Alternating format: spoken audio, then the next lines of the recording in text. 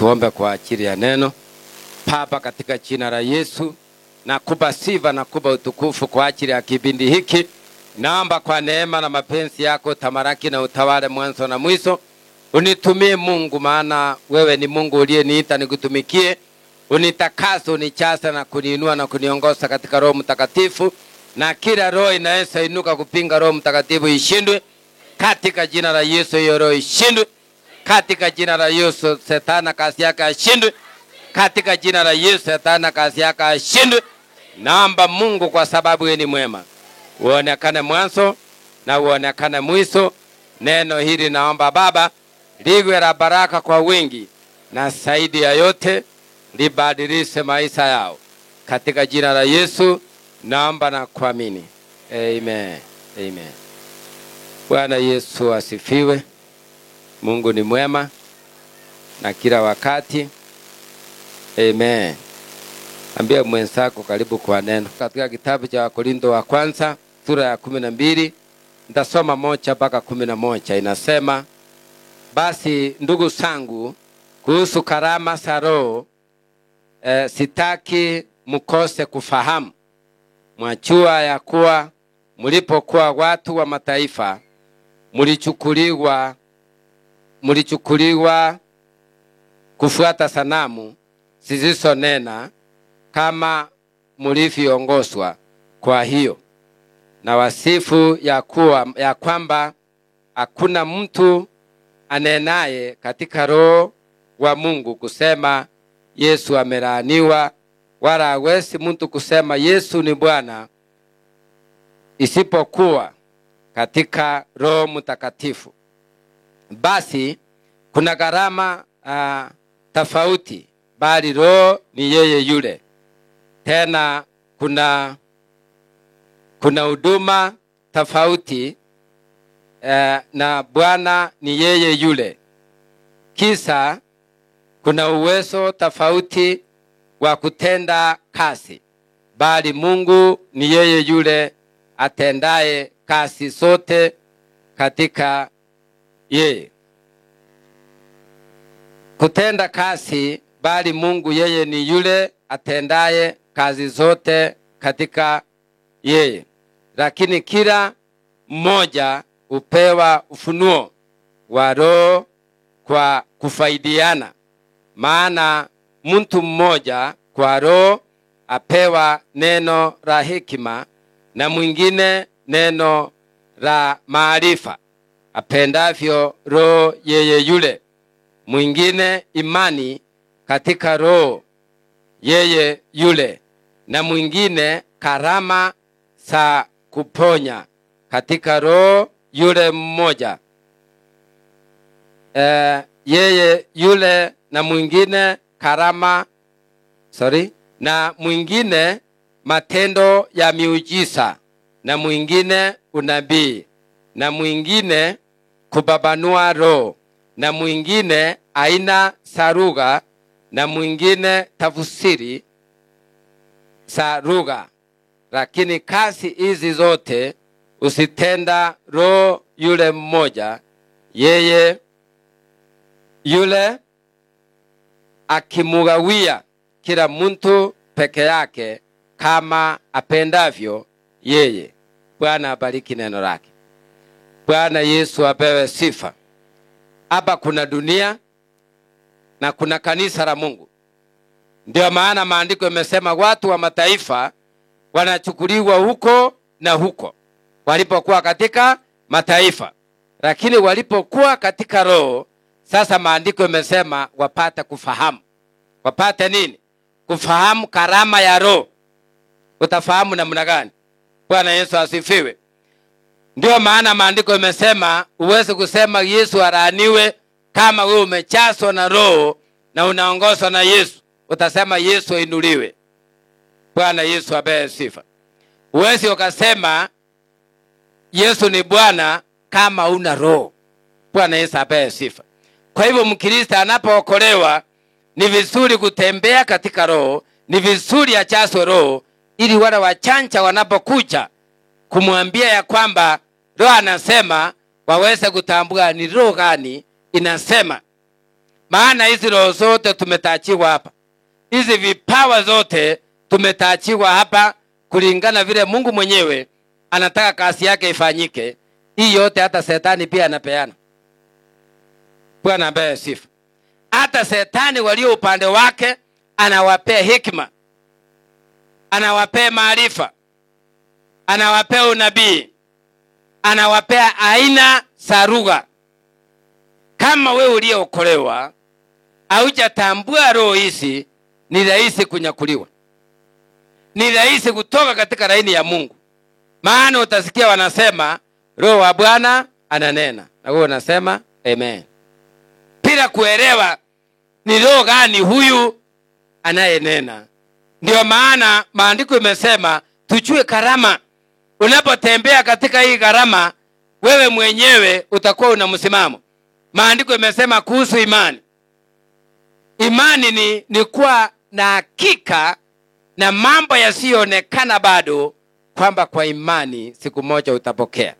Tupe Yesu makofi.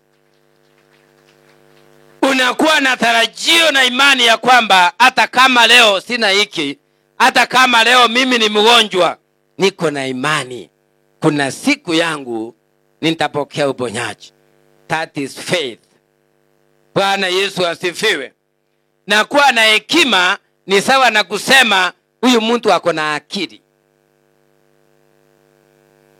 Ndio maana maandiko yanasema Wafalme wa kwanza sura 3 ukianzia mstari wa 4 kuendelea, Sulemani alipoitwa kwa mfalme, yeye akaenda akatoa dhabihu sadaka 1000 akaweka mbele za Mungu.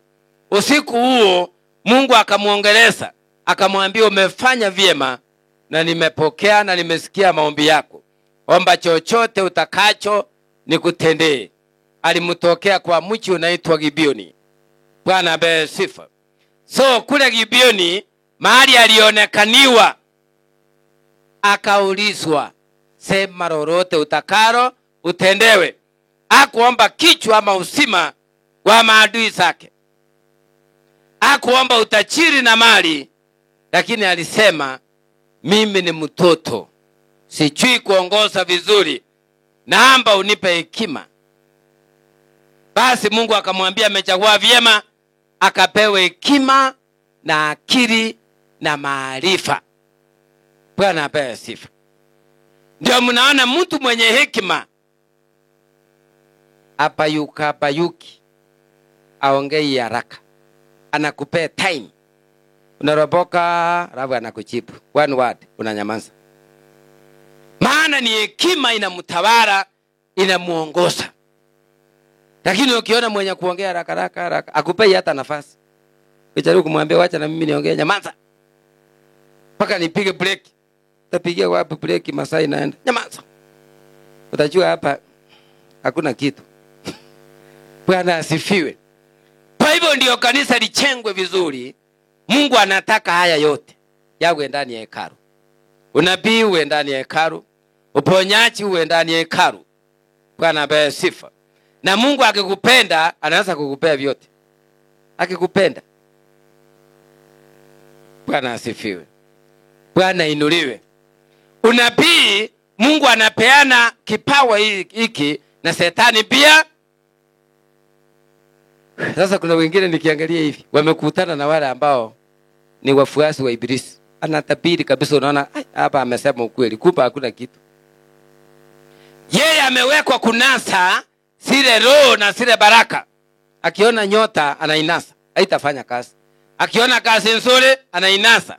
Sio kila madhabahu imeinuliwa inachenga mwili wa Kristo. Usidanganyike.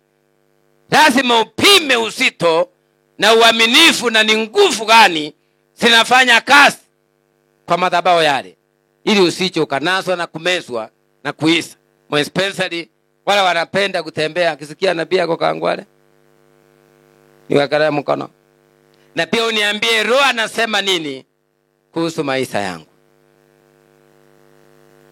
Bwana asifiwe.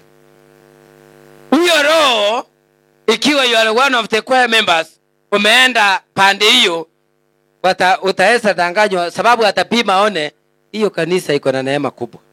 na hiyo kwaya iko na neema. Sasa akwambie viongozi wote wa kwaya wameosa, ndiye akutoe katika ile laini, na wewe ukikuja uanze kueneza habari hapa ni kubaya kwa hii kwaya, tuhamie kwingine, fulani ni mbaya. Maana roho mbaya imenena. Sio wote wameruhusiwa kuwekea wagonjwa mikono wapone. Maandiko yamesema ni gharama, ni kipawa, ni mwito. Bwana asifiwe. Sio wote wamepewa kusema shetani ashindwe na ashindwe. Ni gharama. Bwana inuliwe.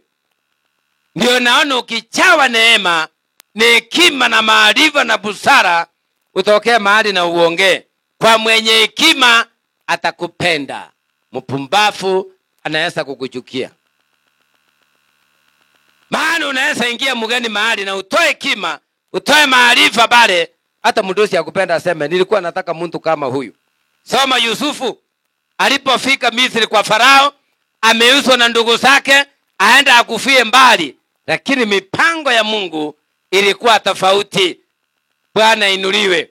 Alipofika mahali pale, alipofungwa hata jela, unajua Mungu anaweza fanya chochote kila atakalo ili wewe akuinue. Bwana apewe sifa. Hata kama walienda wakamfunga kwa jela, maandiko inasema vizuri, kule kwa jela mfalme akaota ndoto, wachawi wakashindwa kutafsiri, waganga wakashindwa, wenye hekima Misri yote wakashindwa. Lakini mtu mmoja aliyekuwa ametangulia kufunguliwa, aliyekuwa amefungwa pamoja na Yusufu, akawaambia kuna mtu mwenye hekima, kuna mtu mwerevu kwa jela, amefungwa kwa jela. Huyo alitafsiri moja na ikawa iko sawa, aitwe yeye.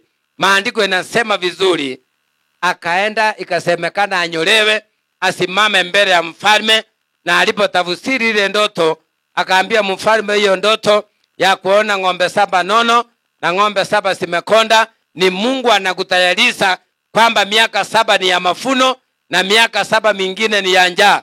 Utafute mtu mwerevu mwenye hekima na busara, asanye chakula miaka hiyo 7 kabla miaka ya njaa 7 haijakuja, ili njaa isikuje kuharibu nchi yako. Bwana asifiwe. Hiyo nene kagusa mfalme, akashindwa aseme nini. Baadaye akasema sina mtu kama huyo, ni wewe. Tupie Yesu makofi. Kwa maana amesawa test, wale wengine wote walishindwa. Kwa hivyo huyo mwenye akili, mwenye hekima, aliposimama, roho ya Mungu ilikuwa ndani yake, alibadilisha Misri yote katika jina la Yesu. Na wewe Mungu akusaidie, mahali unaenda ubadilishe kwenu, ubadilishe mahali unakaa. Paka watu wanakuja kwa nyumba yako wanasema kama mmekosana hapa kwa nyumba, ona fulani, kama fulani hajaingia msione mwingine. Huyu mwingine anagonganisha watu. Yaani unangojea watu usiku unasemekana uamuke usolve hiyo kesi. Na wewe si mmoja wa nyumba 10. Sio chief. Sio mzee wa kanisa. Sio pastor. Ni muumini aliyekubali kutumika na Mungu. Bwana apewe sifa. Unajua hata katika mwito ni kukubali Mungu akutumie. Wakati Musa aliitwa, aliitika. Ukiitwa nyamaze, Mungu ako na watu wengi, anaenda kwa mwingine, anaanza kumtumia. Bwana apewe sifa. Kwa hivyo mahali kuna mtu mwenye hekima, mahali kuna roho wa Mungu anafanya kazi, Shetani anapenda kusunguka hapo ili apinge baraka. Maana anajua wala alifunga maombi ikiombo ya roho kupitia kwa hizi vipawa kutakuwa na mabadiliko. Na kuna wengine wako na kanisa lakini hawataki hizi vipawa. Wanasema hiyo ni historia, ilikuanga zamani. Wanaita ni nini? Ni historia. Na hii ni New Testament. Inakuaje historia? Kwani Biblia wanasoma opposite. Bwana Yesu asifiwe. Kwa hivyo utafautishe dunia. Ina sanamu, ina mambo yake haiongei, lakini katika roho sikiza vizuri roho anasema nini. Ndio hata ukipata nabii anapokuja kukunenea kwa kazi ama kwa biashara ama kwa mlango wako, unasikiza vizuri ili ujue ametumwa na roho gani. Ni Mungu ametumana, kwa sababu pia Mungu ana njia zake za kutumana, ama ni Shetani ametumana akunase. Bwana apewe sifa. Bwana Yesu ainuliwe. Ni vizuri utafakari hayo na usiwe mwepesi kwa kukimbia. Wewe tulia na umwambie Bwana, nilindie imani yangu, na mahali ninaenda niongoze, nifunguliwe. Ukifunguliwa kwa hii madhabahu, hakika Mungu atakuwa amekufungua. Ukijichanganya njiani, hiyo umeenda sasa kujichanganya mwenye. Bwana asifiwe. Hivyo inamaanisha nini? Hata kama ni muimbaji, anaweza imba usangaye. Hamjawahi ona wakiimba hapa? Unaona kama tunaenda mbinguni? Sisemi hawa, si mnanielewa. Wale wa zamani walikuwa wanataka kuchanganya hawa. Bwana apewe sifa. Nikawaambia rudia te. Nikasikiliza. Nikaona hakuna kitu, nikasema Shetani. Mara moja nikaona huko. Kwa hivyo hawa ni wale wanatumika na Ibilisi ili waharibu kanisa. Lakini hili unajua wawezani. Unapokaribia hivi mote na wanakimbia. Bwana apewe sifa. Siku moja nilialikwa nihubiri kanisa mahali. Nikakuta hiyo kanisa ni iko sawa, lakini sasa wanakwaya wanaimba wawili watatu. Nikauliza mchungaji, naona huyu anaongoza kwaya anaimba vizuri, mbona achalea wengine wakuwa wengi wamsaidie? Kasema hata mimi naonanga anaimba vizuri, lakini hawaongezeki, wako hivyo tu. Nikamwambia sida ni yeye. Aniangalia mara 7, ananiangalia. Akaniuliza, unamaanisha namna? Sida ni huyu. Huyu anaimba hivi. Namwambia ni yeye. Sida. Bwana asifiwe. Na nikamueleza apate kuelewa kwa nini nimesema ni yeye. Nikamwambia sio mimi, nimeongozwa hivyo na Roho, kwa sababu hii kazi ina mwenyewe. Bwana Yesu asifiwe. Nikamwambia sasa, kwa sababu naona uamini, nataka aimbe hapa, aimbe hapa. Mimi niwe hapa nisikize na nimuite Mungu aliyenituma, ili wakutana na uso wake hapa. Tuone hiyo wimbo vile anafanya kazi. Bwana asifiwe. Nikahubiri, nikamaliza, nikamwambia sasa wewe imba. Tunataka kuomba, imba. Maana anaimba kusimu, ikifika mchana anaimba kanisani. Na maandiko yanasema uchague ni Mungu gani unataka kumtumikia. Kama ni Ibilisi, kama wewe ni murogi, uroge mchana, uroge asubuhi, uroge saa 7, uroge saa 9. Yani ukuwe serious, ukuwe moto. That's how the Bible says. Kwa hiyo, na ukitaka kumtumikia Mungu, umtumikie usiku na mchana, na umaanishe. Bwana apewe sifa. Kwa hivyo choose one master whom you want to serve. Don't serve two. Bwana Yesu asifiwe. Unajua hiyo siku tukiomba, hata hiyo pastor alishangaa akasema, sasa kuingia mbinguni nimeona kuna matatizo. Ai. Huyu anaimba hivi. Viti ilikuwa hapo ilifunjika yote. Si kwamba alikuwa anachaswa roho, ni ile pepo ilikuwa inamtumia kuharibu kanisa. Maana akimaliza hiyo akanahama, anaenda ingine. Bwana apewe sifa. Sasa mimi nikaambia ile pepo, enough is enough. Hapa ndio mwisho. Na Yesu akatawala. Ni jinsi gani ilivyo rahisi, ilivyo rahisi. Wakati Mungu amekupa hiyo neema na uitumikie vizuri, utaona mkono wake. Bwana apewe sifa. Sasa kama kuna mahali walikuchanganya, nitaomba Mungu akutoe huko katika jina la Yesu. Maana kuna wengine wanaishi saa hii maisha isiyo yao, kwa sababu walikutana na wale watekaji nyara wa nyota. Bwana apewe sifa. Siku moja niliwaambia nilienda kule Nandi Hills. Na sikuenda tu, nilitumwa na Mungu nifunge kule mlimani, niombe. Kufika huko nilikuta kuna nabii akikuangalia hivi, anasoma kila kitu. Lakini yeye tena anatumikia paka maroho yewani. Anafika mahali tena akiona kuna laini mzuri anaikasa. Sasa utakuta ulikuwa ufanya kazi kwa ofisi, lakini unauza githeri na jabo na mandazi. Na unajua ikiwa hivyo uuzi vizuri, sio neema ya kwako. Bwana apewe sifa. Bwana Yesu ainuliwe. Sasa wewe kwa sababu uchakubali kutumika, uchapee Mungu nafasi, utaelewa, utaona tu ni nabii, utapokea kila atapeana. Bwana apewe sifa. Bwana Yesu ainuliwe. Tutafautize mambo haya ili tuweze kufanikiwa. Maana maandiko imesema vizuri, aina za lugha. Aina za lugha. Kwa nini Mungu aliamua apeane lugha? Shetani akisikia lugha ya Mungu inamchanganya. Hawezi kuelewa wewe unapoomba unasema nini. Maana Kikisia anaelewa, Kimombo hiki Kizungu ya Wazungu anaelewa, hiki Kiswahili anaelewa, Kikamba anaelewa, Kikuyu anaelewa. Huyo Shetani tamchanganya na nini kama uneni kwa lugha? Bwana apewe sifa. Inatakikana ukiomba kwa lugha hawezi kuelewa huyu ibilisi unaomba nini. Bwana Yesu apewe sifa. Maana maandiko yanasema anenaye kwa lugha ako connected na Mungu direct kulingana na ile lugha ya kipingu. Sasa amemchanganya Shetani, hawezi kuelewa. Bwana Yesu apewe sifa. Hata asikize namna gani, hata anunue headphone yaweke, hata elewa. Maana ni lugha ya pinguni na imekuja kwa waliookolewa. Bwana apewe sifa. Kwa hivyo unaweza kukutana na mikono mibaya ikupeleke vibaya, lakini Mungu na akusaidie leo upate neema mpya ikuongoze uende kwa hatua nyingine katika jina la Yesu.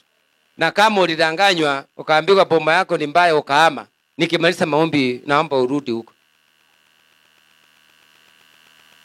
Uliza mwenzako walikudanganya, wakwambia uko mwingine mbele mzungu.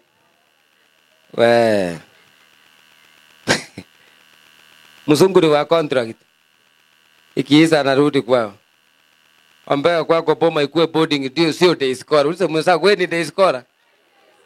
Mambo ya day score tulikataa. Kwako ni boarding. Bwana asifiwe.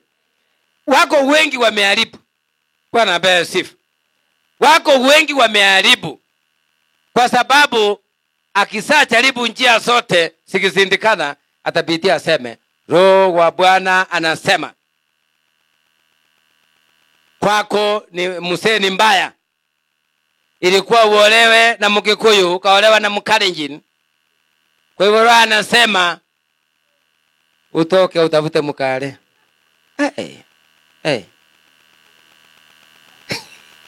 Na huo unasema amen. Roho wa Bwana. Hii ni kupotea. Bwana apewe sifa. Soma maandiko yanasema wale wameunganishwa wawili, mtu yoyote asiwatenganishe. The Bible says so. Usidanganywe. Bwana apewe sifa. Wacha amalize kusema na wewe mwambie nimesoma maandiko. Maandiko yanaenda sambamba na unabii. Bwana apewe sifa. Ndio usichanganywe akili. Niliombea mwingine akaniambia aliita muombaji kwake, alipokuja akakuta ako na jacket alinunua Pekana, na mwambia kwanza hiyo jacket iko na mapepo 7 inakunasa. Ni vizuri nikimaliza maombi niende na hii jacket. Ndio sasa hii pome ifunguliwe. Ile mapepo nitaenda na mimi haitaniweza. Unapeana jacket? Bwana asifiwe. Huyu ni mtu wa njaa anatafuta chakula. Na ametuma na Shetani ili akumalize. Na ninawaombea Mungu awape hekima na maarifa na busara ili muweze kutambua yaliyo mema na yaliyo mabaya katika jina la Yesu. Bwana Yesu asifiwe. Kipawa ni kipawa. Kikianza kufanya kazi utasangaa. Kipawa ni kipawa. Mungu mwenyewe anapeana katika jina la Yesu. Bwana Yesu ainuliwe. Wale wamejituma ni wengi, maana Shetani anawatumia kuharibu kanisa la Mungu.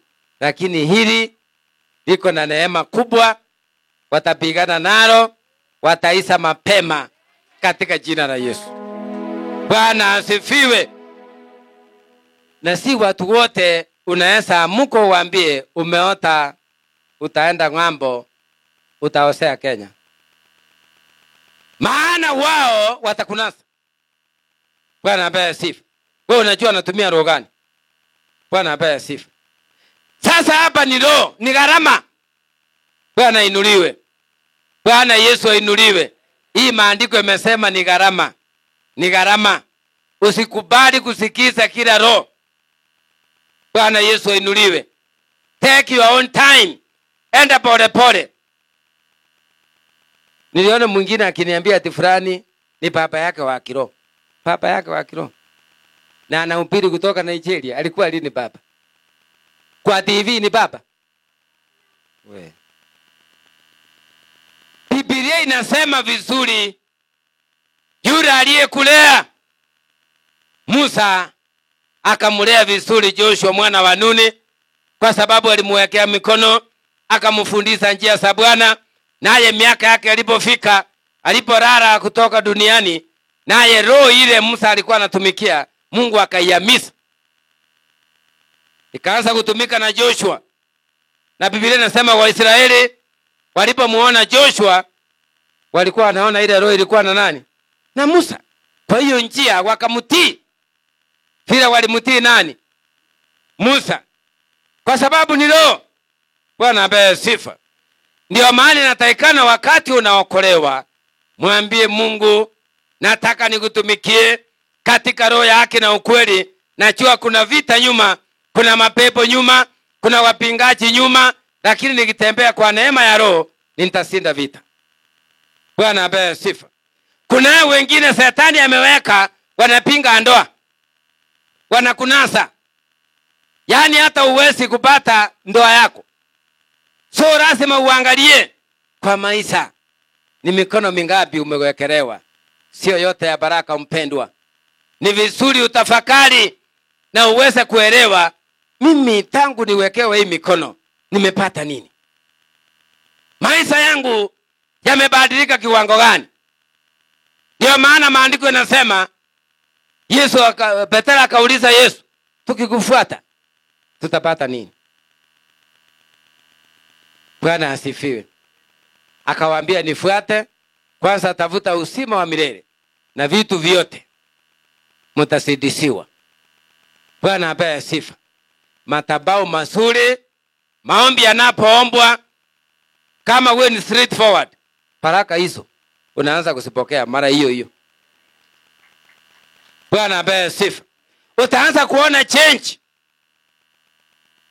Paka uone kweli tangu niombewe nimeanza kuona tofauti. Bwana Mungu ameanza kunitumikia. Bwana Yesu asifiwe. Mimi nawahakikishia kama kuna mkono uliyepitia unakutesa, lazima leo utatii. Ili mahali unaenda mbele, kila Mungu alitaka upate, wacha upate leo katika jina la Yesu. Ili na wewe mahali unaenda utasema mimi ni mbarikiwa. Mimi ni mbarikiwa. Si tumeambiwa vyote viko hapa. Tumeona uponyaji iko, miujiza iko, unabii uko, maarifa iko, hekima iko. Alafu Bwana apewe sifa. Walipata kwa sababu waliomba wakamwamini Mungu na wakamwambia tupe hiki na wakapewa. Na hii ndio njia pekee yake ya kujenga mwili wa Kristo. Bwana Yesu apewe sifa. Na wengi hawataka kuenda katika hiyo njia ya roho. Hii ndio njia mzuri ya roho. Kwa sababu katika hii njia Shetani hawezi nasa wewe. Hata wakati umelala akija kupigana na wewe kwa usingizi utamtambua, kwa maana Mungu ako pamoja na wewe. Utajua hii ni pepo hii, katika jina la Yesu unaiamrisha. Na inatii na inaenda. Lakini ukiwa wewe ni changanya, unaenda huko na huko, utajua ukweli siku gani. Bwana Yesu apewe sifa. Ile neema ilikuwa Mungu afungue. Ukisoma maandiko, Joshua aliwekelewa mikono na watu 6, 4, 5, 2, 1. Aliwekelewa mkono na mtumishi mmoja nabii anaitwa Musa, na akatulia chini ya Musa akajua sasa niko na baba. Na wakati Roho alisuka kambini, maandiko yanasema yeye alienda haraka, akamwambia watu wananena, wanatabiri, wamechaswa roho huko kwa kambi. Tufanye nini? Mnaona? Yeye hakuanza kukemea, maana amewekea mkono na kuna hekima na maarifa na busara. Musa akamwambia hao sio manabii, ni Roho amesuka kuthibitisha ya kwamba hako, ili kwamba abitize ujumbe kwao, ili wale wengine wapate kuamini.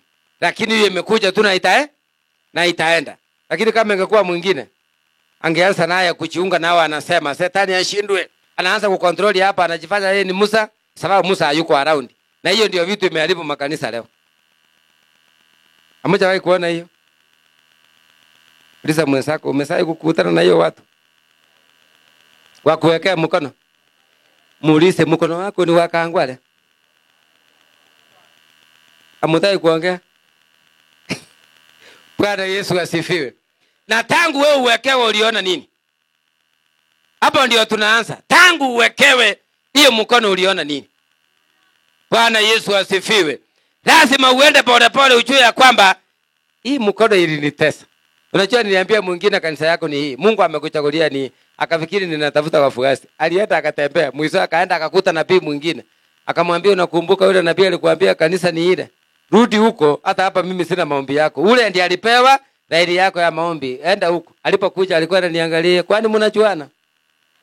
Akamuuliza na nani? Nieleza vile akaniambia nilienda mahali nikafukuzwa. Nikaambiwa rudi haraka kule ndio neema yako hii. Ambia mwenzako neema yako iko hapa. Usihangaike. Yale waliye kufungia, wawe ni wachawi, wawe ni waganga, wawe ni manabii wa uongo, Bwana amesema Mungu wa mbinguni akufungue leo. Uwe huru. Mwambie uwe huru. Mfanyie hivi, mwambie uwe huru. Mwambie tena. Mwambie uwe huru. Mungu akufungue. Mahali unaenda ufanikiwe. Muulize uko na passport? Akijibu mwambie hata ngambo uende. Mwambie hata ngambo uende. Ufanikiwe kwa maisha yako. Tupi Yesu makofi. Bwana Yesu asifiwe. Haleluya. Bwana Yesu ainuliwe. Ni vizuri kusielewa na kusitambua hizi roho, na usiwe mwepesi wa kuingiana na kila roho, kuingiana na miungano. Kiona wengine unaungana, unataka fika milioni ngapi? Hata wakosa kuona usijali, Mungu ameona. Unahangaika ya nini? Bwana apewe sifa. Uwezi jua huyu ni milionea wa giza. Enda pole pole. Bwana apewe sifa. Usijiunganishe kwa watu ambao uelewe maneno yao. Nenda pole pole katika jina la Yesu. Hata kama kuna rafiki mliachana zamani, mnapokutana naye na ukute mambo yake iko tofauti na vile mliwaachana, take your own time. Omba Mungu, ona huyu mtu tangu tuachane amekaa namna gani? Ndio maana maandiko yanasema wakati wawili wanaoana kuja pamoja kwa ndoa, number one waombewe. Kwa sababu gani? Kwa sababu gani? Hao ni watu wamekutana wako wote hapa 18 years na meno yao ni 32.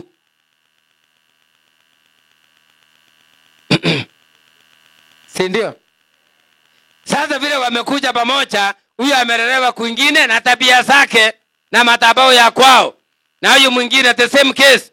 So wanapoombewa pamoja ndio waende mbele pamoja vizuri. Uliza mwenzako, ulipata hiyo maombi ama ilikupita?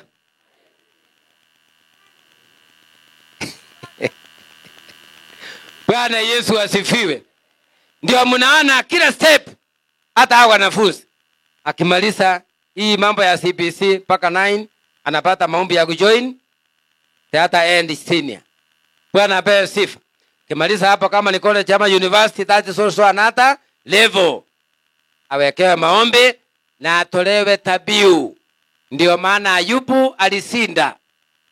Maana alijua kuna vita kwake. Kila hatua alipiga kwa sababu alikuwa na hekima ya Mungu. Kila hatua alipiga alimuusiza Mungu. Na akaenda pole pole, akawa mvumilivu, akaomba kwa bidii. Kila jaribu lilipokuja alikuwa anasema Mungu ulinipea na Mungu umechukua, jina lako litukuzwe. Nani leo ameokoka anaweza nyanganywa samba yake aseme hivyo? Wale waliokoka leo waliingia. Niko peke yangu mzee.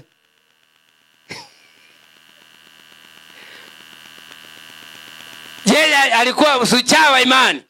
Ndio maana tumeambiwa imani. Yeye alijua duniani nilizaliwa bila chochote, bila hata nguo. Kwa hivyo siku ikifika nitarudi kwa baba yangu kama vile nilivyo kucha. Sitahangaika na mambo ya dunia ambayo yako leo. Kesa yapo, Baba nisaidie. Bwana Yesu ainuliwe. Lakini wewe ukitiso kasini na supervisor kidogo ukiambiwa utapaya barua unagombana. Kwani sini ya kuona hii? Hata mama akuona hii. Bwana asifiwe. Kuna mambo mengine Mungu anaachilia aona imani yako. Bwana Yesu apewe sifa. Kwa hivyo tunataka tuombe ili Bwana aonekane kwa hizi gharama. Aonekane mwenyewe Yesu kwa hizi gharama. Katika jina la Yesu. Maana mahali kuna hizi gharama, hiyo kanisa inajichenga. Hiyo kanisa inakuwa na power. Hiyo kanisa inakuwa na umoja. Hiyo kanisa maana ukienda laini moja, kwa hekima yako, kwa uponyaji yako, kwa kunena na lugha yako. Sasa ile lugha nyingine geni ya kisetani ikiingia ianze kunena mara moja, haitapata nafasi. Nena hapa siku moja. Sirinena hapa siku moja. Si alikuwa na Bible nono. Alafu na alikuwa anasema vizuri, roho ananena, roho ananena. Wacha anene tusikie.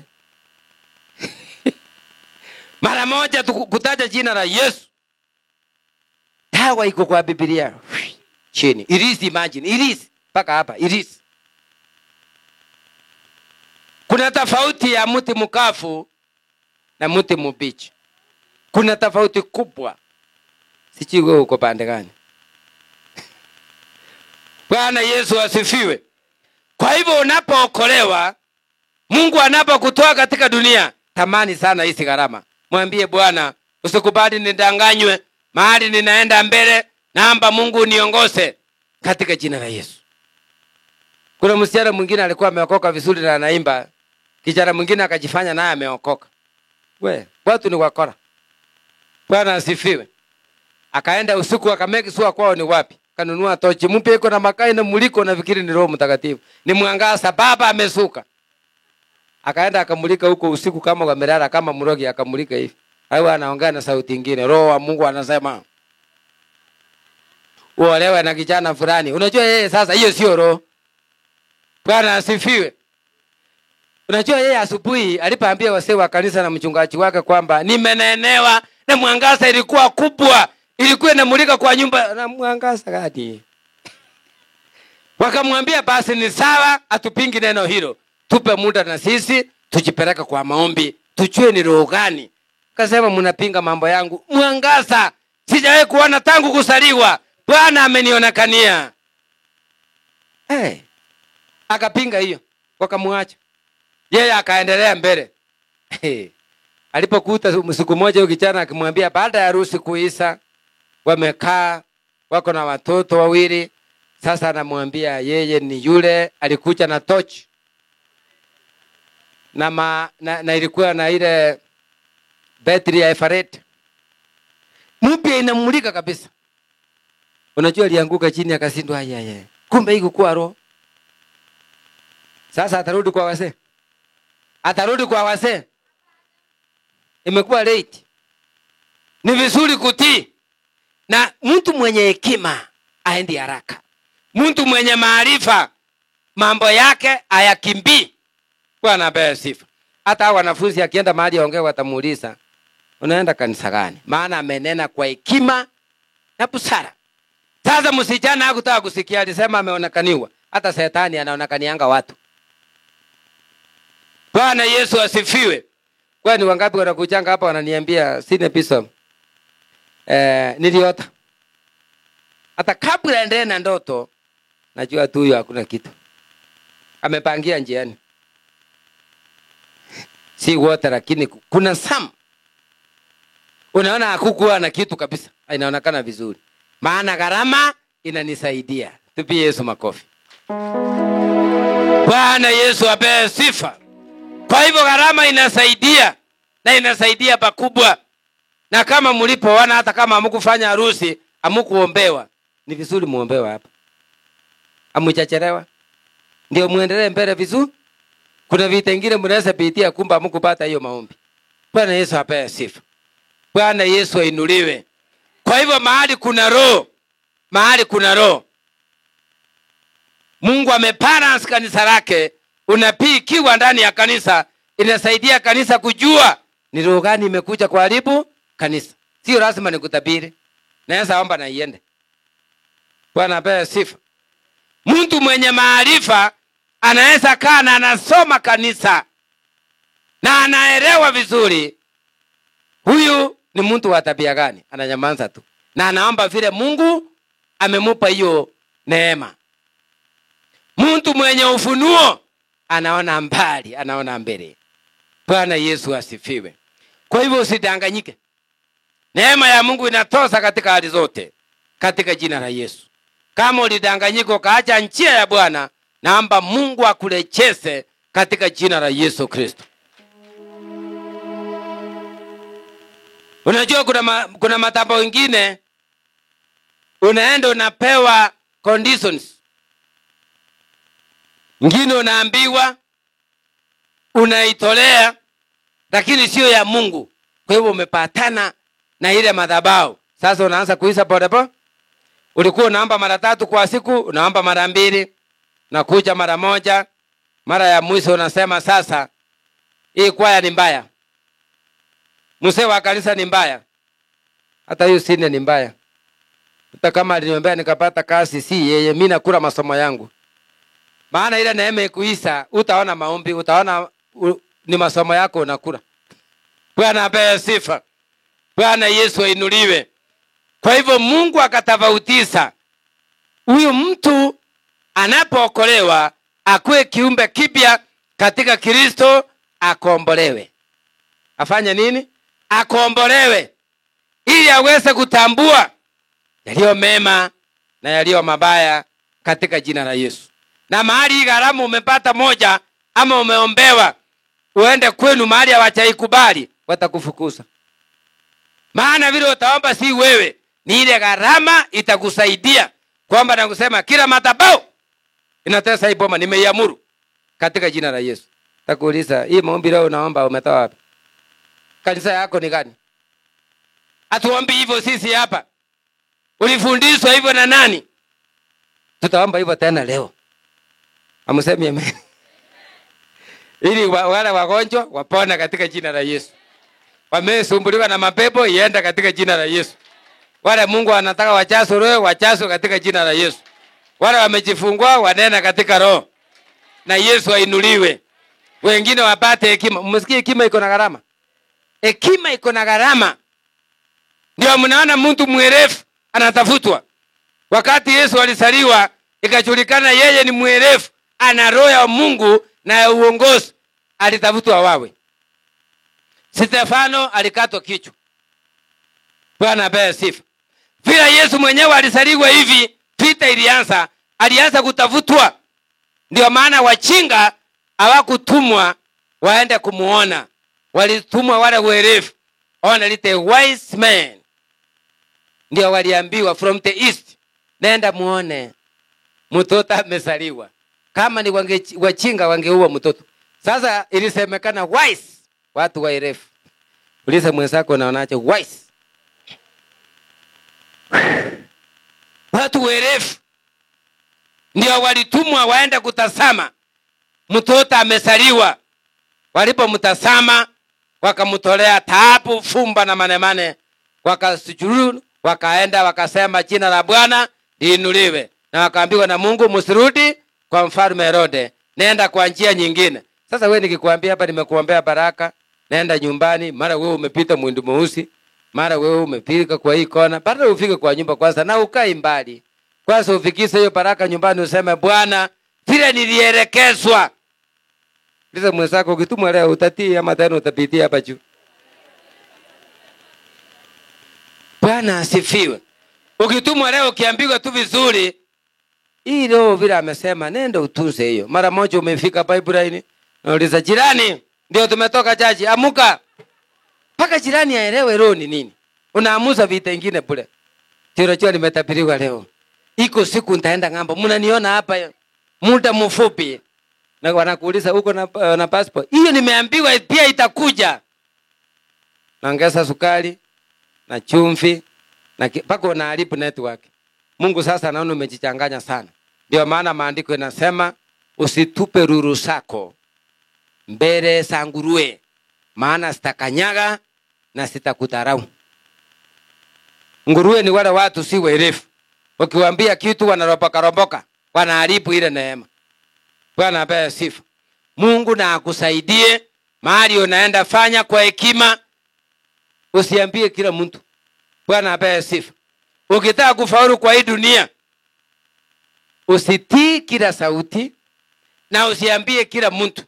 Hata ukitabiriwa kwa kibanda, mwambie nimesikia hiyo ujumbe na mimi nitaenda kuomba Mungu atende mapenzi yake. Bwana apewe sifa. Kwa maana unaweza pokea ujui ni roho gani. Lakini yule mwenye hekima ataelewa haraka. Hii ni wewe inatoka wapi? Kwa Mungu. Bwana apewe sifa. Mmoja alikuja pale kwa maombi na akasema hii ilikuwa sawa. Wale walianza kupiga kelele, nikamwambia hapana. Msimpigie kelele huyu. Maana yale ananena Mungu anayatambua mbinguni. Amepeana ujumbe na mimi nimesikiza, waacha aende. Wale walipinga kwa maana hawakutaka hiyo neema, wao waliangamia. Ilikuwa kitambo, mimi nakumbuka vizuri. Alikuja hakuwa amefaa vizuri. Alikuja tu hivi akakaa. Na yeye nikamhudumia na akaniambia sasa mimi nimetumwa hivi na hivi na hivi. Na nikamwambia ni sawa, nashukuru kwa ujumbe. Lakini wengine wakaanza kupiga kelele. Usipige kelele mahali ujui. Nilihubiri mahali watu wakanipigia kelele kwa soko. Wakapiga kelele wakasema mbona tupigia kelele, nikamwambia mimi sifanyagi crusades. Nilialikwa hapa nihubiri na Mungu akanikubalia. Lakini kwa sababu mmepiga kelele, Mungu atajibu mwenyewe. Unajua wale wanapiga kelele watu walikuwa na usa hapa karibu. Kanjeri kuja lele turagite kafika hapa kesho yako. Kila kitu ikaisha. Tukahubiri sasa mahali kubwa bila stress. Sasa walikuwa wanakuja wanauliza, ule mwingine tena yako? Nafanya. Wanaenda bila maneno. Usinipigie kelele. Mimi sikujiita hapa. Niliitwa hapa. Na yule ndiye atanipigania nikimwambia fanya hii atafanya. Bwana apewe sifa. Ndio maana Musa alipofika kwa Farao, Mungu alionekana, maana yeye ndiye alitumana. Bwana apewe sifa. Kwa hivyo maandiko yamesema vizuri, kipawa kinafanya kazi kulingana na mwito. Sio makaratasi, mwito. Uliza mwenzako wewe uko na mwito gani? Ni uponyaji. Mwambie wa fitina usiniambie hiyo sio mwito. Hiyo naye hapana. Hatuko laini hiyo. Muulize ya hekima uko naye. Bwana apewe sifa. Kuna kase rafiki yangu mmoja hivi Mkamba anausanga maua hii ya kupandwa. Akaja akawa na shida, ni mtu anakuanga na network ya ground. Mnajuanga network ya ground? Ni mtu anajua kuongea na watu. Siku moja akawa mgonjwa. Kila mtu anauliza kase ni mgonjwa. Ako wapi? Wanatuma pesa. Alichangiwa milioni 4. Na sio India anaenda. Sio India. Watu wanauliza hii kase mtu wa maua amechangiwa hivi. Lakini kuna wengine hata 1,000 haiwezi kufika. Natumwa mbao 10, 50 kwa sababu hawajatengeneza jina yao. Uliza mwenzako unaonaje? Inamaanisha kuna marafiki wazuri, kuna wengine wabaya. Lakini Mungu na akukutanishe na wale wazuri na wewe uinuliwe. Katika jina la Yesu. Bwana inuliwe. Bwana Yesu asifiwe. Hekima inafanya kazi kwa yule anaelewa hekima ni nini. Kuna wengine ninajua walifanya biashara wakapata milioni 9. Wakaambiana sasa wewe ni 45, si mnarawa 45 na wewe 45. Sasa ule mwingine wakati alipewa 45 mara mmoja kwa ndege mpaka Mombasa. Nauliza wapi ile maji ya chumvi? Ambiwa unataramuka. Akajienjoy kustuka. Milioni 4.5 imeisha. Na yule mwenye hekima alienda polepole akatafuta akapata nyumba ya milioni 3 akanunua. Akabaki na 1.5. Akaanza kukaa kwaka kwa estate. Amenunua sio kukomboa yake. Sasa yule akatembea. Kurudi kuja kukumbuka tulikuanga na rafiki tulifanya naye biashara. Yeye yuko wapi? Kamwambia unitembelee unikute mahali fulani. Wana socha umwambie naenda nyumba room namba fulani. Ulikomboa huko? Wewe kuja tutaongelea hapa. Wakati alienda kwa sababu hekima yake ilifanya kazi mzuri. Bwana Yesu asifiwe. Alikuta amekaa kwake ana stress. Na ile pesa nyingine ilipaki amefungua biashara anaendelea sawa. Akampa story. Alikuta kumbe yeye amemaliza pesa, ana chochote. Ana hata 10/10 amenunua mahali. Lakini huyu ametunza pesa yake mzuri kwa sababu alikuwa na roho ya Mungu na hekima na maarifa. Na wewe Mungu akusaidie mpendwa. Bwana inuliwe. Ndio utakumbuka kuna kipindi nilifanya kazi mahali na nikafuna hii. Baba yangu wa kiroho alinifundisha nikaweka hii ikanisaidia. Hiyo ndio kitu Mungu anataka. Hiyo ndio hekima ya kipingu katika jina la Yesu. Ndio maana Yusufu alisaidia kiongozi wa nchi. President alimsaidia. Mtu wa chera. Mungu alionekana kwa hekima ile ilikuwa na yeye ilitoka kwa Mungu. Na ndio maana Shetani hataki hata watoto wasome. Hataki watu wapate ile hekima waendelee mbele. Lakini wacha tuombe Mungu aonekane katika jina la Yesu. Walionyang'anywa nyota yao warudishiwe katika jina la Yesu. Ili na wewe mahali unaenda ung'ae katika jina la Yesu. Tusimame tuombe, tuitishe iliyo yetu. Bwana aonekane vile maandiko yamesema katika kitabu cha Wakorinto, tuweze kuelewa gharama, na gharama iko na faida. Gharama iko na faida. Gharama iko na faida katika jina la Yesu. Wewe tupo na umwambie Bwana, mahali popote nimepitia unajua vyema. Naomba unisaidie ili leo nianze mwanzo mpya, nifanikiwe na yale yote uliyotaka nipate. Mtumishi wako anapoomba nami nifunguliwe katika jina la Yesu. Haleluya. Bori tarabosika Yesu ribaganta rabosaya. Inge Yesu ribaganta saida rekairadin. Bori tasaida radin control. Mungu mwenye rehema, Mungu mwenye mamlaka. Ni wewe Mungu upeanaye gharama mbalimbali. Ni wewe Mungu mwenye kuinua walio chini. Ni wewe Mungu mwenye kutenda mema. Ni wewe Mungu mwenye kuokoa watu wako Baba kutokana na mikono miofu katika jina la Yesu. Walionyang'anywa nyota na baraka zao, wewe ndio Mungu wa urejesho, uwarejeshe Baba. Waliofungiwa neema ya masomo na walikuwa wanasoma waende mbali, hiyo neema ifunguliwe. Waliofungiwa neema ya kazi, wanafanya kazi isiyo yao, hiyo neema Baba ifungue katika jina la Yesu. Wanayehangaika Jehova Mungu na wamesoma wanafaa kufanya kazi nzuri, hiyo neema ifunguliwe katika jina la Yesu. Mahali wanaenda Baba, uwakumbuke Mungu mwenye rehema, maana maandiko yamesema gharama ni mbalimbali.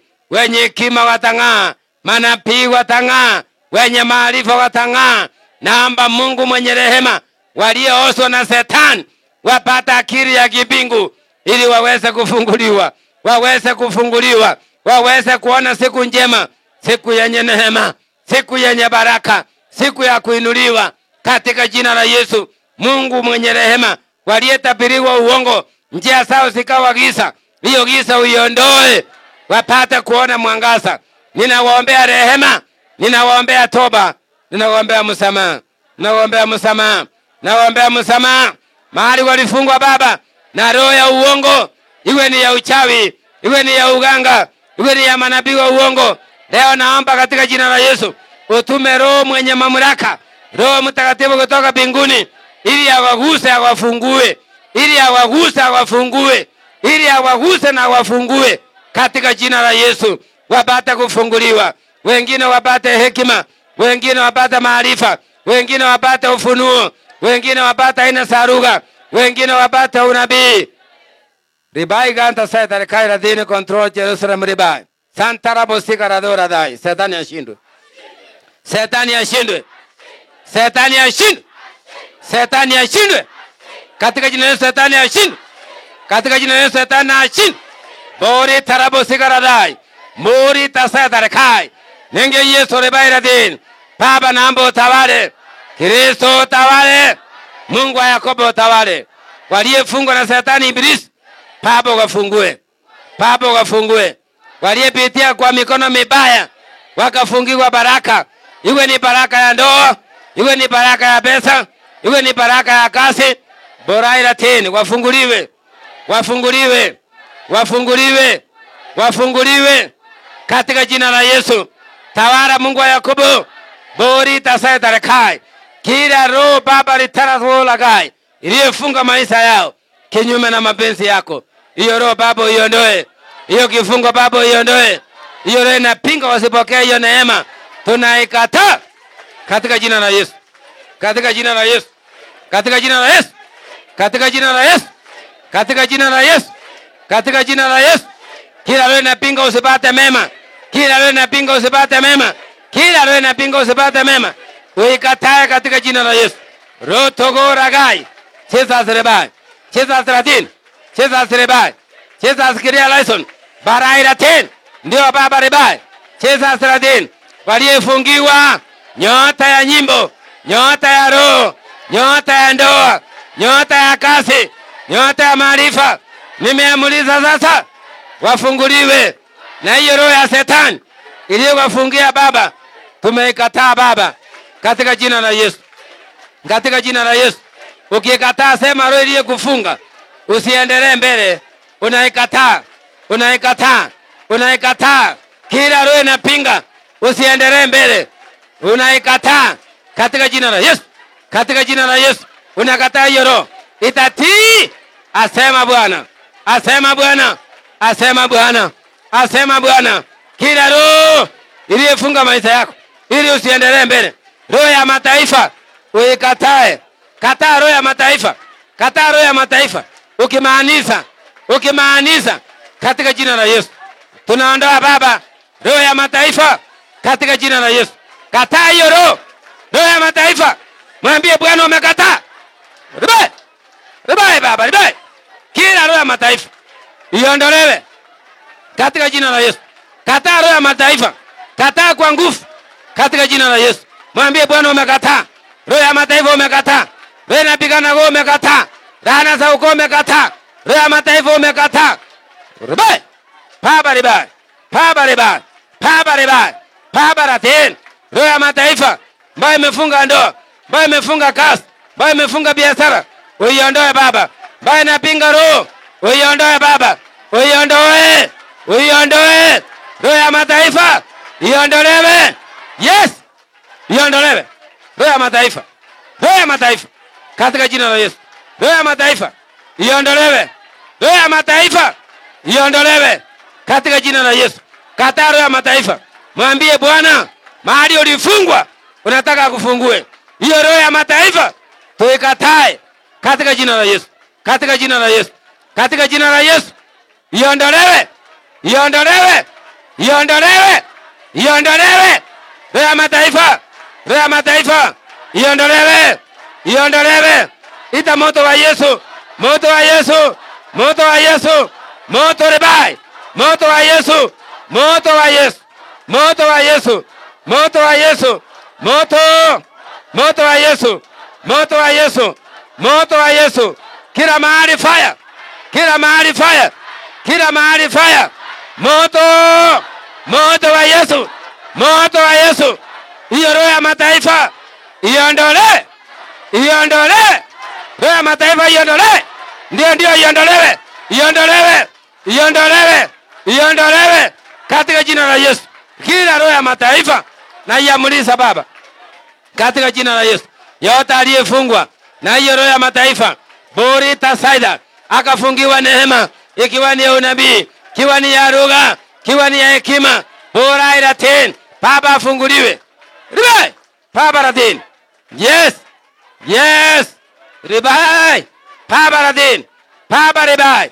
Tawara Mungu wa Yakobo. Fungua neema hizo. Fungua neema hiyo katika jina la Yesu. Katika jina la Yesu. Aliyefungwa kwa ajili ya ndoa, namba sasa afunguliwe. Namba sasa afunguliwe. Ribaganta Setarekai. Aliyefungwa Baba kwa ajili ya ndoa, kwa ajili ya ndoa, kwa ajili ya ndoa Baba, kwa ajili ya ndoa Baba, namba sasa afunguliwe. Namba afunguliwe katika jina la Yesu, katika jina la Yesu, katika jina la Yesu.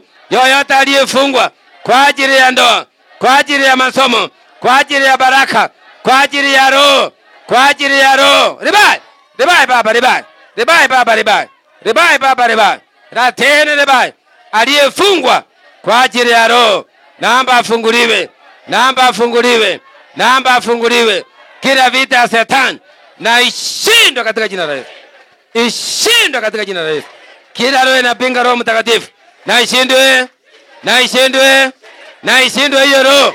Na ishindwe hiyo roho katika jina la Yesu. Katika jina la Yesu. Katika jina la Yesu. Katika jina la Yesu. Nimekemea hiyo roho iliyofunga maisha yako katika jina la Yesu. Katika jina la Yesu. Katika jina la Yesu. Mungu aiondoe. Ndio Mungu aiondoe. Ndio Mungu aiondoe katika jina la Yesu. Mungu aiondoe. Ya operation iondolewe. Ya kansa iondolewe. Ya pressure iondolewe. Ya sukari iondolewe. Ya HIV and AIDS iondolewe. Iondolewe. Ndio iondolewe. Iondolewe sasa, iondolewe. Pepo mchafu iondolewe. Iondolewe. Iondolewe. Iondolewe. Pepo mchafu iondolewe katika jina la Yesu. Katika jina la Yesu. Kila roho imetesa maisha yako, iondolewe sasa. Iondolewe. Iondolewe. Iondolewe. Roho ya umasikini, roho imepinga roho, iondolewe. Roho inapinga masomo, iondolewe.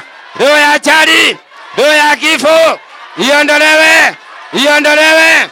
Magonjwa, iondolewe. Yote iondolewe. Iondolewe. Roho ya magonjwa iondolewe. Baba ribai. Oh ribai. Baba raten. Raten Baba ribai. Ribai Baba ribai. Yes ribai. Baba ribai. Raten. Baba ribai. Baba ribai. Raten Baba. Sonto musika radai. Nenge Yesu ribai. Hori raten. Hodi ribai. Santa Saida rekai. Nenge Yesu ribai. Borita Saida. Nenge Yesu radin. Baba ribai. Baba ribai. Baba ribai. Baba ribai. Baba ribai. Baba ribai. Santa Saida rekai. Baba raten. Raten Baba ribai. Ndio Baba, ndio Baba ribai. Ribai Baba ribai. Baba ribai. Ribai. Ribai Baba ribai. Santa Saida rekai. Raten Baba. Raten. Yes. Yes. Yes Baba. Yes raten. Ribai. Baba. Ribai. Hori. Ribai Baba. Ribai Baba raten. Yes. Ribai. Hiyo pepo ina nyoka Baba. Tunakataa. Tunakataa Baba. Kataa hiyo pepo. Kataa hiyo pepo. Ndio hiyo. Ndio hiyo. Ya vichwa 7. Ndio hiyo. Kusema utaenda. Kusema utaenda. Kusema utaenda. Katika jina la Yesu. Bwana Yesu ametawala. Ametawala. Ametawala. Mamlaka ya mbinguni imetawala. Hiyo pepo ina ya jini tuikatae katika jina la Yesu. Katika jina la Yesu. Katika jina la Yesu. Mapepo na majini, nguvu zote za giza katika jina la Yesu. Kasi ya giza, kasi ya giza ya kupinga baraka, baraka ya roho, baraka ya roho tunaiondoa, tunaiondoa, tunaiondoa, tunaiondoa katika jina la Yesu. Katika jina la Yesu. Katika jina la Yesu. Hiyo roho mbaya inayepinga baraka, baraka ya roho iondolewe. Ndio hiyo iondolewe. Ndio hiyo iondolewe. Iondolewe sasa, iondolewe. katika jina la Yesu. Iondolewe, iondolewe. Ndio hiyo, ndio hiyo, ndio hiyo. Iondolewe, iondolewe, iondolewe hiyo pepo katika jina la Yesu. Irudi kusema, irudi kusema katika jina la Yesu. Yesu tawale hiyo pepo, irudi kusema. Yoyote amenaswa na hiyo pepo ina jini na leta vita, iondolewe. Pepo mchafu, hauna mamlaka, hauna mamlaka katika jina la Yesu. Na kuamrisha waachilie watu wa Mungu, wabarikiwe, waachilie, wabarikiwe, waachilie, wabarikiwe, waachilie hiyo pepo ina ya nyoka, pepo ina ya jini inayepinga baraka, tunaiondoa, tunaiondoa, tunaiondoa Baba katika jina la Yesu. Hiyo pepo iondolewe, iondolewe, iondolewe, iondolewe, iondolewe. Ndio hiyo. Rudi wasema, achilia baraka za watu wa Mungu, achilia, achilia. Shetani hauna mamlaka, kazi yako yote imepomolewa. Ribai, ribai, radin, Baba ribai. Achilia neema sasa, achilia sasa neema katika jina la Yesu. Achilia neema, achilia neema, neema ya Roho, neema ya baraka. Ribai, achilia neema sasa, achilia neema sasa. Wenye imani wacha wapokee hiyo neema Baba, hiyo neema Baba, hiyo neema Rabi katika jina la Yesu. Kifungo Baba, ribai, ratin, pola talagai, nenge Yesu ribai. Sukisa Baba, neema zote na gharama zote. Saro, saro, saro Baba, saro Baba, saro Rabi. Sukisa Baba, neema zote, sukisa Baba, neema zote, neema zote, neema saro, neema saro, neema saro. Maandiko yamesema wewe ndio unapeana. Maandiko yamesema, maandiko yanasema, maandiko yamesema umepeana Baba. Ribai, ribai, radin, ribai. Mungu wa Yakobo, Mungu mwenye rehema, Mungu mwenye mamlaka. Ribai, achilia neema, neema ya Roho, neema ya Roho Baba, neema ya Roho, neema ya Roho. Ribai, ndio, ndio Baba, ndio Baba, ndio Baba. Achilia sasa neema yako itawale, neema ya Roho. Lagai, lagai Baba, lagai ratin, neema, neema Baba. Ribai, ratin, neema ya Roho, neema, neema Baba, neema ya maarifa, neema ya hekima, neema ya lugha. Ribai, ribai, neema Baba, neema Baba, neema ya maarifa, neema ya miujiza, neema ya ishara.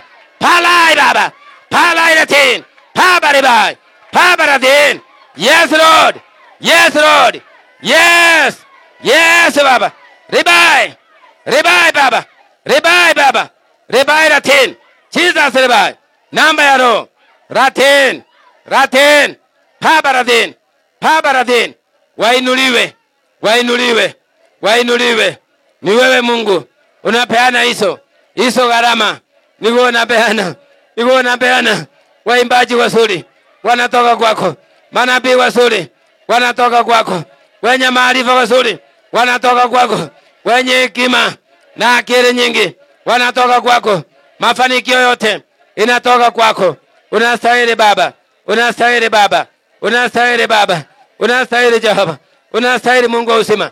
Waliofungiwa neema ya baraka Baba wafungulie, Baba wafungulie.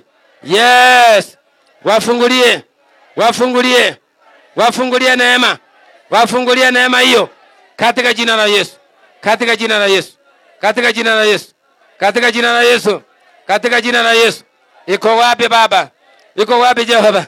Iko wapi neema yao? Iko wapi Mungu wa rehema? Iko wapi Baba? Iko wapi neema yao? Iko wapi Mungu wa Israeli? Iko wapi neema yao? Isukise Baba, isukise neema, isukise neema, isukise neema. Kila mmoja ameamini afunguliwe Baba. Aliyepita mikono mibaya afunguliwe Baba, afunguliwe Baba. Hawe wa baraka katika dunia ya mateso, hawe wa baraka Baba. Ribai, ribai, ratin, ribai. Yes ribai, yes ratin. Borai Baba, ratin, Ratin, Ratin, Pabaribai, Pabaradin, Pabaradin, Babaradin. Ipokee neema, asema Bwana. Ipokee neema. Neema ya ndoa, neema ya biashara, neema ya kazi. Ipokee neema. Amesukiza neema. Amesema ipokeeni. Kila neno uliyefungiwa, asema Bwana, amekubebea. Amekubebea. Amekubebea. Amekubebea. Amekubebea. Amekubebea. Alalago. Amekubebea. Kuinuliwa, kubarikiwa, kufanikiwa. Bwana amebeba. Bwana amebeba. Bwana amebeba. Bwana Yesu ametawala. Ametawala. Anasema nimetumwa na Baba yangu nigawe, nigawe, nigawe. Anasema ametumwa agawe kama vile Bwana anapenda. Ipokee iliyo yako sasa. Ndio Rabi, ndio Rabi, ndio Baba. Ametawala. Simba wa Yuda, Simba wa Yuda ametawala sasa. Uribai, Uribai, Pabaradin, Nengele Golia, Paraita Saida, Nenge Yesuradin, Polai Baba, Polai Radin. Yes, yes Baba, yes Baba. Uribai, Ratin, yes Radin, Pabaribai. Pokea neema, asema Bwana. Pokea neema ya uponyaji, neema ya baraka, neema ya kuinuliwa, neema ya kuinuliwa. Amebeba zote. Ndio, ndio, ndio. Amebeba maandiko. Ndio huyo, ndio huyo, ndio huyo. Amebeba, amebeba maandiko. Mabeba togoi. Rabai Baba, togoi rati. Pabaribai, Pabaribai, Pabaribai. Kanisa lifunguliwe, asema Bwana.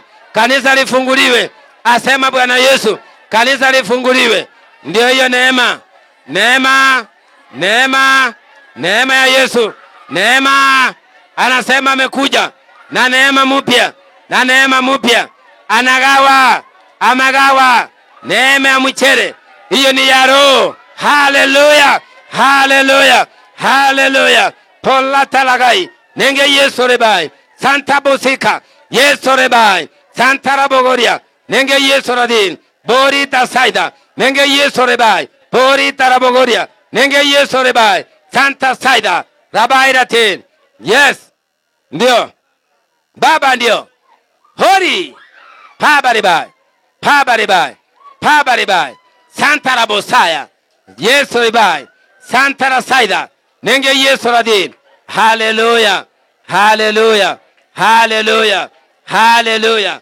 Pokeeni neema. Pokeeni neema. Asema Bwana. Asema Bwana. Asema Bwana. Asema Bwana. Neema ya uponyaji. Asema Bwana. Amebeba hiyo ya kuinuliwa, ya baraka, ya kufunguliwa, ya kuinuliwa. Amebeba. Bwana ni Bwana Yesu. Ameinuliwa. Borita Saida. Mungu ameinuliwa. Ametenda makubwa. Tegele goli ragai. Nenge Yesu rebai. Bwana akutendee. Bwana akutendee.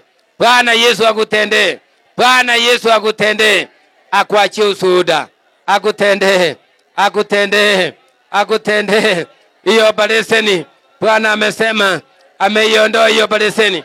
Bwana ameondoa hiyo baleseni. Imeondolewa. Asema Bwana. Ametawala. Hiyo ndoto mbaya ameiondoa. Hiyo achali ameiondoa. Hiyo pepo ya achali ameiondoa. Ameondoa. Waliosuhumiwa pepo ya achali ameondoa. Ameondoa. Ameondoa. Ore bai. Halatara Saida. Nenge Yesu radin. Porita Saida. Nenge Yesu radin. Porita Rabogoria. Nenge Yesu rebai. Haleluya. Haleluya. Mungu mwenye rehema. Mungu mwenye rehema. Tutendee Baba. Niachie baraka. Letere bosika. Nenge Yesu rebai. Mungu mwenye rehema. Ni wewe Mungu. Ni wewe Mungu. Ni wewe Mungu Baba. Ni wewe Mungu Rabi. Ni wewe Mungu Jehova. Ni wewe Mungu Baba. Mwenye mamlaka. Hiyo laini ya huyo mama. Mwenye kubridi Baba. Na isimamisha sasa. Katika jina la Yesu. Apokee hiyo neema ya uponyaji. Ndio. Ndio. Ndio Rabi. Ndio Baba. Ndio Rabi, ndio Baba, mtende. Yes, yes, mtende, mtende Baba, mtende Baba, katika jina la Yesu. Ndio Baba, ndio Rabi, tenda mwenyewe, tenda Baba, tenda kwa wagonjwa, tenda kwa wagonjwa, takasa miili yao. Yes, neema ya uponyaji. Haleluya, haleluya, haleluya, haleluya. Kila aina ya magonjwa Baba iondoe, hiyo uchungu iende, hiyo uchungu ya magonjwa iende, hiyo uchungu iende, hiyo uchungu iende na isirudi tena, hiyo uchungu iende na isirudi tena. Asema Bwana, asema Bwana. Yeye ndio mponyaji, yeye ndio Mungu mwenye rehema, mwenye mamlaka. Santarabosi karadoradai nenge Yesu rebagantarabosaya bori tarabosika Yesu radin bori tasaida Yesu rebai. Baba mtakatifu, watakase kila mmoja mwili wake, roho na mawazo, watende mema. Padirisha maisha yao, padirisha maisha yao. Wale waliyetiwa alama na Shetani wateseke, hiyo alama uitoe katika jina la Yesu, ili wafunguliwe. Mahali wanaenda wafanikiwe, kwa ndoa wafanikiwe, kwa biashara wafanikiwe, kwa ndoa wafanikiwe, kwa roho wafanikiwe, kwa kazi wafanikiwe, kila kona wafanikiwe. Wapokee maarifa, maarifa ya kibingu, kwa sababu yeye ni Bwana. Haleluya. Santa Saidarikai. Sika hapa kwa utusi hapa. Ribaira tene control. Borita Saidarikai. Nenge Yesu ribagantarabosaya. Naomba sasa Mungu awatakase. Mahali popote ulipitia, ukagusana na roho isiyotokana na Mungu, ikatesa maisha yako. Naomba sasa Bwana akuletea alama ya uaminifu. Ndio. Alama ya uaminifu. Akutakaze 7 mara 70 katika jina la Yesu. Upokee neema, upokee neema, upokee neema sasa. Upokee neema ya kibali katika jina la Yesu. Katika jina la Yesu akutakase mwenyewe. Ukubarike sasa. Ukubarike sasa. Kila mahali unaenda, kisirani iondolewe. Ukubarike sasa. Asema Bwana. Asema Bwana. Asema Bwana Yesu. Ukubarike kila mahali unaenda. Sante Baba. Sante Rabi. Sante Baba, kwa sababu umetenda. Uinuliwe milele. Pokea sifa. Pokea utukufu. Pokea sifa. Pokea utukufu. Kwa bariki wote, hata wale wako mbali, hata wale wakiingia leo, wacha wapokee neema. Wapokee neema. Neema ya baraka. Neema ya baraka. Neema ya baraka. Neema ya baraka. Neema ya baraka. Katika jina la Yesu. Sante Baba, umeondoa mabaya, umeleta mema. Uinuliwe milele. Pokea sifa. Pokea utukufu. Katika jina la Yesu naomba na kuamini. Amen. Amen. Amen. Mungu Baba wabariki na walinde. Amen.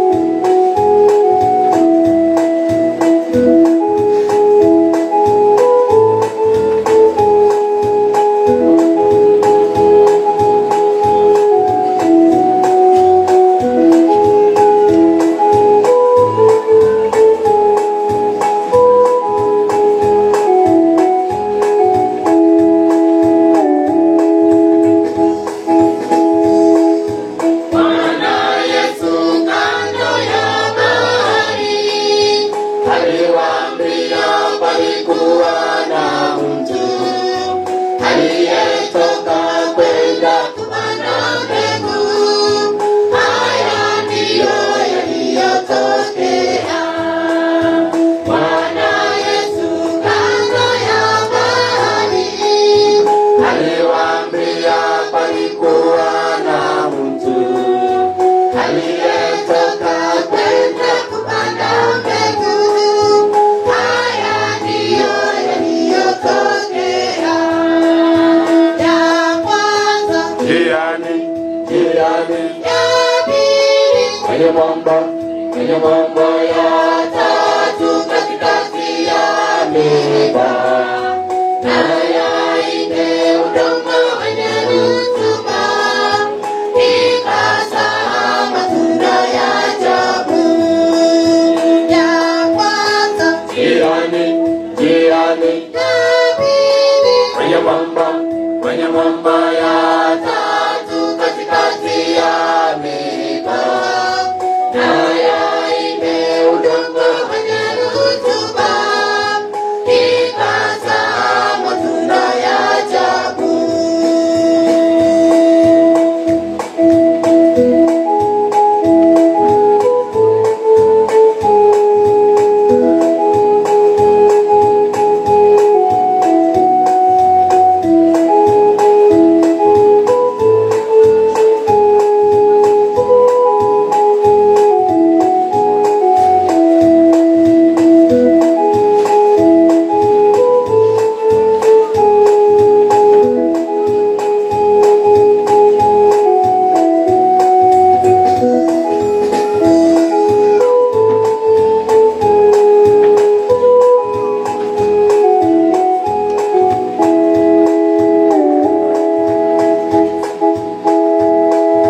Mbegu ya kwanza wasiosikia neno, mbegu ya pili wanaoliacha neno, mbegu ya tatu wanaozama dhambini, na ya nne wanaolifuata. Mbegu ya kwanza wasiosikia neno, mbegu ya pili wanaoliacha neno, mbegu ya tatu wanaozama dhambini, na ya nne wanaolifuata. Ya kwanza njiani, ya pili kwenye mwamba, ya tatu katikati ya miiba, na ya nne udongo wenye rutuba, ikazaa matunda ya ajabu. Ya kwanza njiani, ya pili kwenye mwamba, ya tatu katikati ya miiba, na ya nne udongo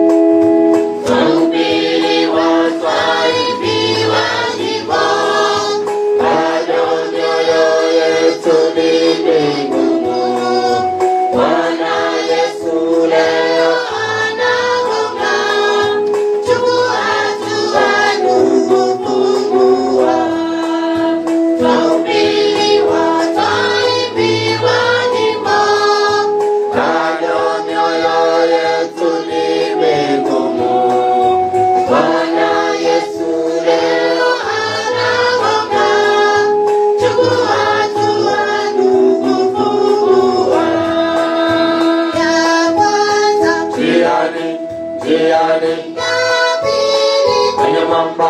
kwenye mwamba ya tatu katikati ya miiba, na ya nne udongo wenye rutuba, ikazaa matunda ya ajabu.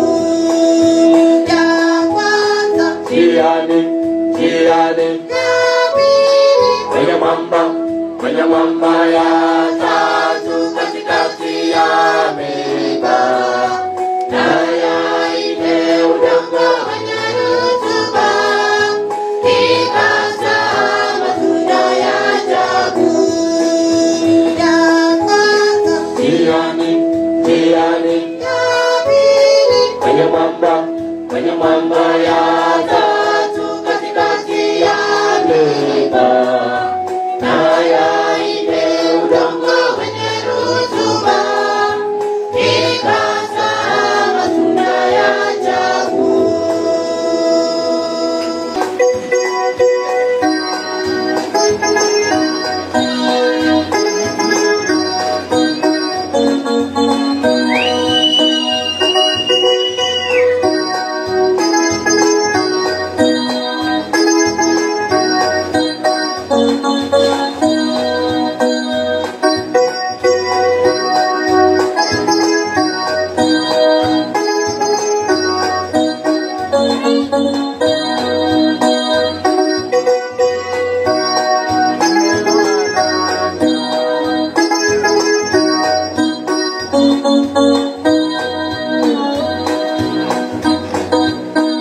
Siku ya